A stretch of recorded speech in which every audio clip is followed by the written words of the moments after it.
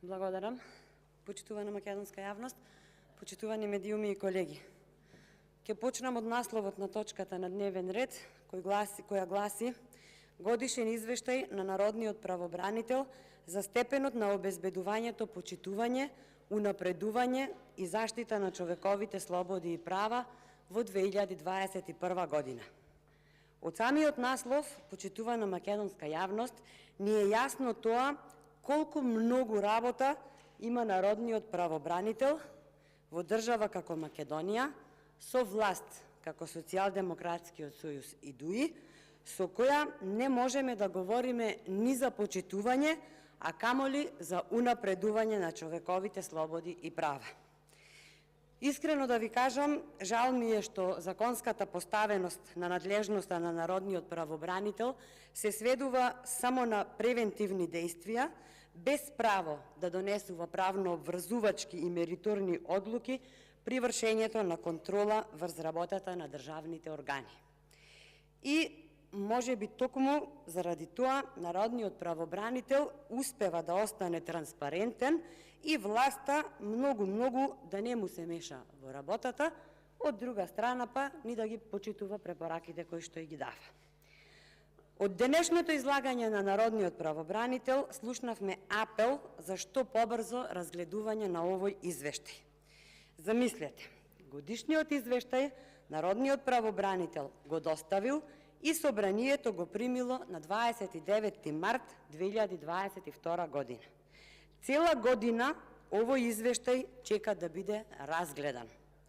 И ајде да ве прашам, кој ја кочи работата на собранието? Опозицијата? Дефинитивно не.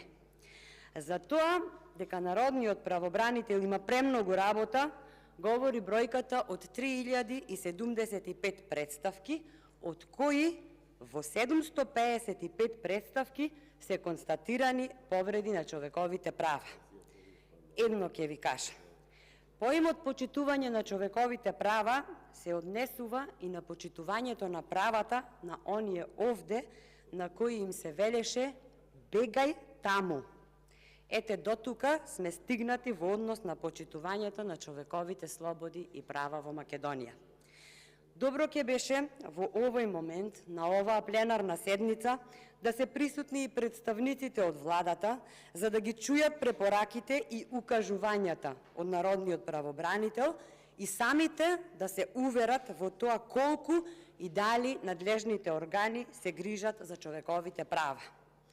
Ако погледнеме во кој дел граѓаните го гледаат спасот во Народниот правобранител, ќе видиме дека најмногу поплаки има во областа на правосудството и тој број е 436 представки.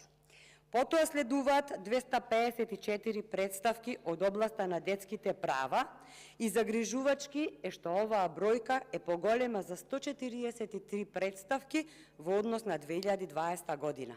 На трето место се потрошувачките права со 228 представки, работните односи со 218 представки, 183 представки од областа на социјалната заштита или 43 представки повеќе од 2020 година и да не продолжувам понатаму.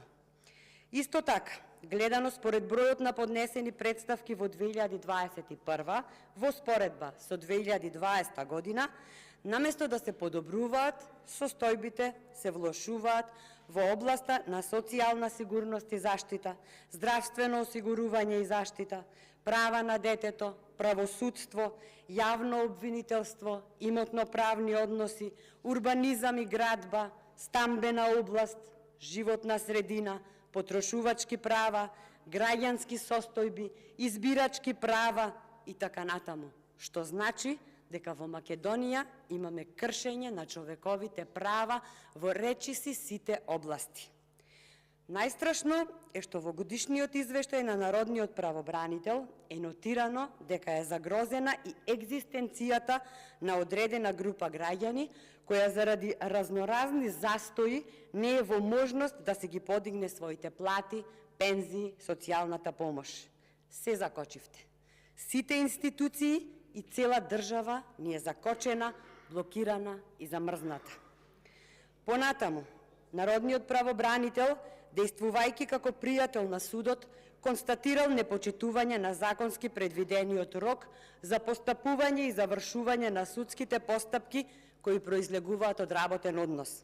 Јас не знам дали сте свесни дека има случаи во кој работен спор, кој мора да заврши во разумен рок од 6 месеци, во Македонија може да трае и 4 години. Знаете што значи тоа? Голгота за граѓаните. Голгота и нивно обесхрабрување да поднесуваат тужби кога им се повредени работните права и да се ги бараат правата. Со тоа го доведувате во прашање нормалното функционирање на судовите, а со тоа и почитувањето на принципот на судење во разумен рок. Народниот правобранител посочува и дека се потребни системски измени во областа на правосудството, кои би значеле да не може да се наплатува поголема камата од големината на главниот долг. Жално и недозволиво е во социјална држава како Македонија каматите да бидат 3 пати поголеми од основниот долг. Сметам дека ова е нешто за кое сите мораме што поскоро да се заложиме, затоа што тоа најмногу ги тишти нашите граѓани и од нив прави доживотни должници. Концепцијата со која толку се фалевте покажува зголемен број на представки, посебно во делот на остварување на правото на образование. Она што е апсурд во овој извештај е и радиодифузната такса со која исто така се испофаливте, а во извештајов после цели 4 години од фалбите се јавуваат представки за нејзина наплата. Значи, Народниот правобранител цело време давал препораки до надлежните органи и институции со кои барал да се утврди одговорност за состојбата со огромниот број неосновани запишувања во регистарот на обврзници за радиодифузна такса и за отпис на неосновано евидентираните долгови на име на оваа давачка, ама кај нас дефинитивно препораките треба да стигнат од Франција или Бугарија за да се постапи по нив поитна постапка, додека препораките од типот на овие од Народниот правобранител не заслужуваат внимание. Жално.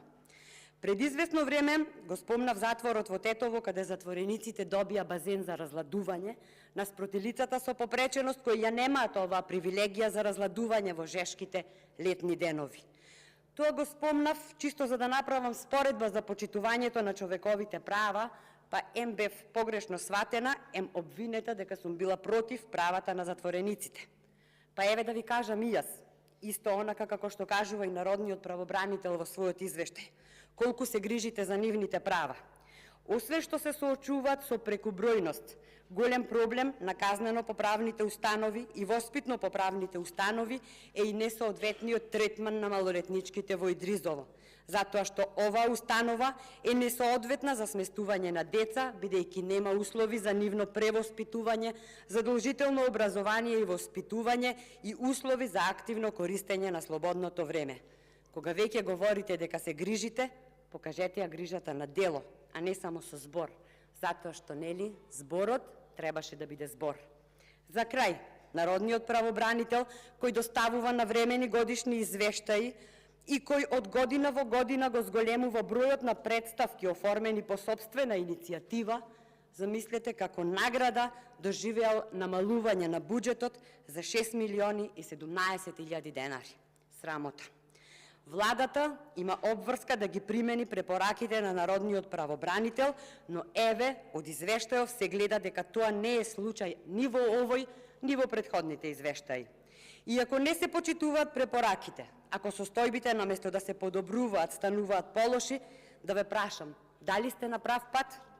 Одговорот е дотолку очигледен што немам намера да го кажувам. Да бевте власт како што треба, да ги слушавте и почитувавте препораките од Народниот правобранител, Државната комисија за спречување на корупција, Државниот завод за ревизија, Европскиот извештај на Европската комисија, да се разгледуваа навреме, да се постапуваше онака како што ве советуваат и што е најважно, да ве болеа проблемите од граѓаните, денес ќе имавме држава. Ви благодарам.